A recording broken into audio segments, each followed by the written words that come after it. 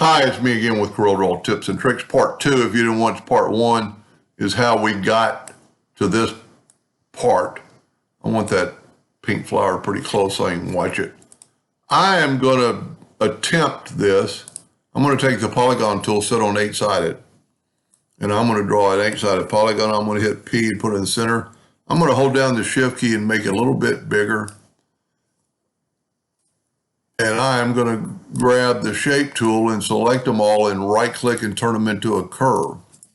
And then when I do that, we get that. Now, every one of these is a little different, as you can see. So what we're going to do is change them all a little bit. So what I'm going to do now is turn the object into a curve. Now it's completely not the same.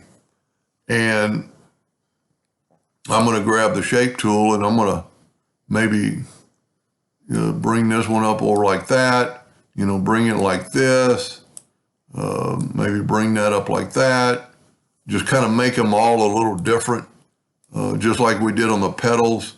And you could add nodes and everything you wanted to with this. I know very little bit making this work, but I think this is going to work. And, let's add a node and just see what happens. See, you got a completely different look. And I'm not saying it's going to look exactly like the original. Adding a node might really help because you could still change it quite a bit. And one more, and I think we're good. Some of these have more spikety areas. But what I'm going to do now, because there's some separation, I'm going to see how big this thing is. It's 8 inches. I'm going to set my nudge factor to 10. And I'm actually going to use that color. So what I'm going to do is take the Smart Fill tool, get the eyedropper, and I'm going to sample that color. And then I'm going to put it right there, right there. Okay, what I want to do though, I want to nudge these out of the way. And the reason I'm doing this is because there's some splits in there. See, like that one went around the artistic media tool that we did in section 1. That's pretty good. Now we can get rid of our octagon. No, you know what? We want to keep that. So let's take this and move it over again. Let's take the Smart Fill tool and fill in with a different color. We might as well use that. Nah, let's use a standard color. And I'm going to nudge that over. And if you remember, every one of these is different. So we cannot rotate them. Whoop. I hit that one twice.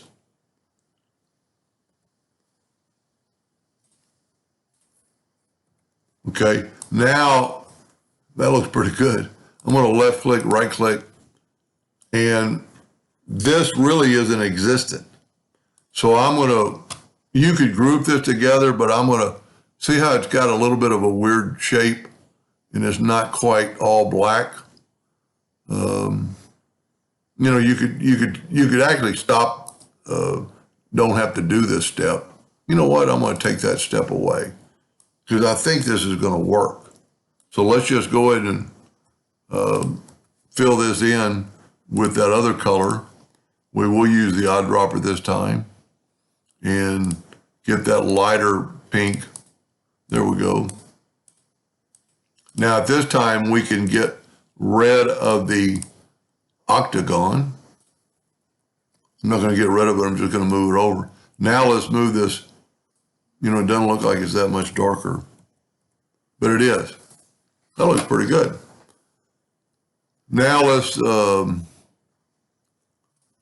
that darker color is actually on the inside too. So we'll, if you ever wanted to make it a little bit darker, we could make it a little bit darker. That looks pretty good. And let's do this. Let's go ahead and take this line and make it something other than a hairline. I'm working in millimeters again somehow. That looks pretty good. You know what? I'm going to change that. If you hit F12 on your keyboard with nothing selected, and I'm going to change this. I was working on somebody else's deal. I'm going to go to points. I'm going to call that good. I'm actually going to make it a little thicker line. Let's make it 9 points. There we go. Now I'm going to fill that in with the Smart Fill tool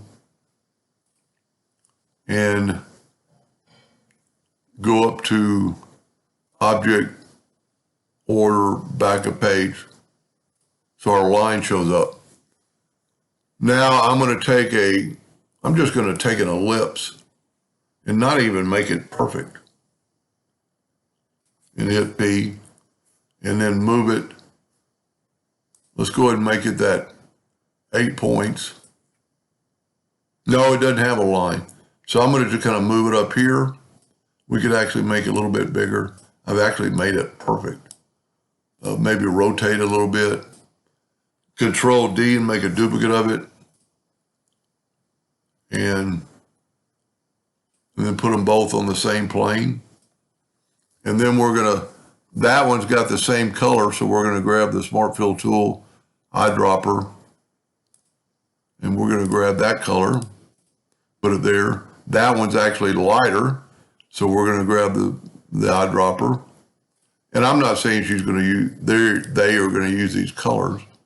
And theirs is a little bit bigger. I needed to make probably that bigger. But for right now, that looks pretty good.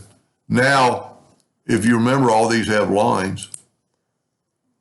You know what? I don't want that line there. So what we can do, I just want the outside line. And so what I'm going to do, because this is all ungrouped, I'm going to delete that flower. I am going to grab, I must have a lot of copies of it. I'm going to grab that and use the boundary tool and put a boundary around it. And then I'm going to make the boundary 8 points. Look at that. Now we had a little slip up right there. Little leakage right there. So what I'm going to do is take that node and put it right there. Just kind of change that configuration just for the boundary tool. So now I'm going to select it all again, get the boundary tool. Let's look at the way it looks. That'll work. Change it to 8 points. Move it back over. This has a line. Let's move that out. Well, okay, that worked. That moved that line out of the way. And there's actually a separation line right there I don't like. Let's try this. Let's just try it. That'll work. So what we could do, we could make all these one unit. And if you remember, we did them in 2 units. And now we're going to use the Smart Fill tool. And see, that one's actually leaking. Okay, now this should work. We're going to grab the eyedropper and get that color. Yeah, this way we don't have any separation lines. That's not half bad for my first try. I do like this one better. You know, if I did it again, I would, have these swoops looking thing, but that'll get them started.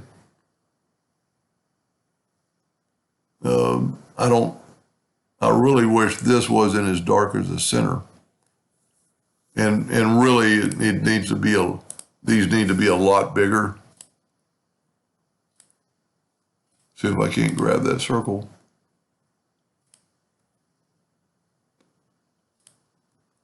Let's make another ellipse and hit P, put it in there. If you use the corner handle, it'll make it, perfectly round. You don't want to, yeah, you know what? Let me back up. Perfectly round isn't going to be bad in this case.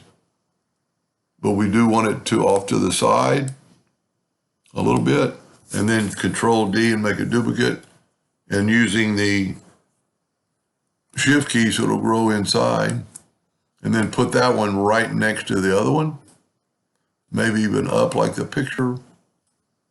We want it right on that line. Now we're going to want to move these lines. So we're going to take the Smart Fill tool and get a sample of that one color and put it there, and get the Smart Fill tool. I like this a lot better. Of course, we want to move those lines out of the way. So the best way I could think is just nudge them. Nudge the colors and then delete the lines.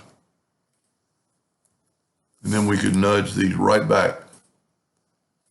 That looks a lot better.